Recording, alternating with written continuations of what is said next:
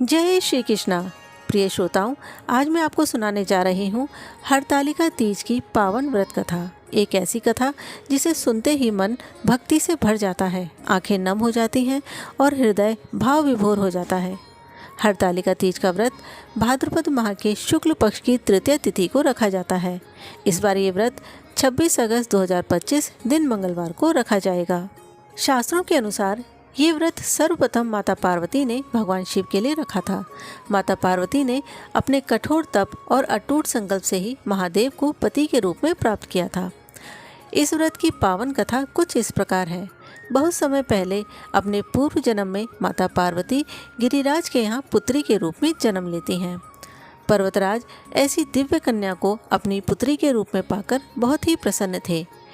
वे बहुत ही प्रसन्नता के साथ उनका लालन पालन कर रहे थे।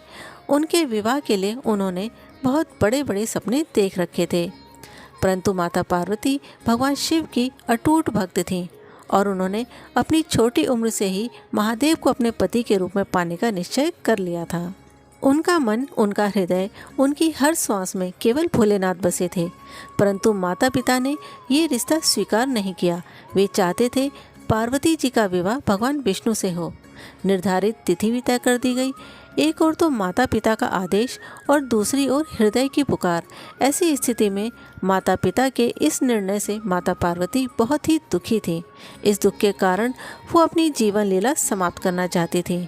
जब पार्वती जी ने अपनी सखी को ये दुख सुनाया तो सखी ने कहा, हे पार्वती, अगर तुम्हारा हृदय महादेव के लिए समर्पित है तो तुम्हें माता पिता की इच्छा के विरुद्ध जाकर भगवान शिव को पाने के लिए तप करना होगा। यही वो क्षण था जब माता पार्वती ने निर्णय लिया। वो अपनी सखी के साथ बिना माता पिता को बताए घने जंगल की ओर चली गईं।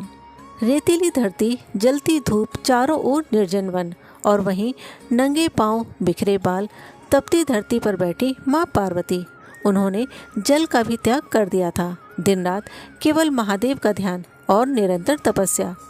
पार्वती जी ने सैकड़ों वर्षों तक इस कठोर तपस्या को किया, इतनी लंबी तपस्या कि स्वयं महादेव को उनके सामने प्रकट होना पड़ा। जब भोलेनाथ ने पार्वती का अटूट प्रेम और तप देखा तो उन्होंने प्रसन्न होकर कहा, हे देवी, मैं तुम्हारी भक्ति से प्रसन्न हूँ।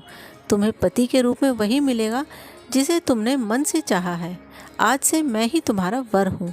ये सुनकर पार्वती जी की आंखों से अश्रुधारा बह निकली। उनकी तपस्या सफल हुई और सृष्टि को संदेश मिला कि सच्चे संकल्प और प्रेम की शक्ति कितनी पवित्र और महान होती है। इसीलिए हरतालिका तीज का व्रत सभी सुहागन स्त्रियां अटूट विश्वास और असीम भक्ति के साथ करती हैं। इस दिन स्त्रियां माँ पार्वती का ध्यान करते हुए अपने पति की लंबी उम्र, सुख और समृद्धि की कामना करती हैं। प्रिय श्रोताओं, ये थी हरतालिका तीज की व्रत कथा। व्रत की पूजा के समय इस कथा को सुने और दूसरों को भी सुनाएं।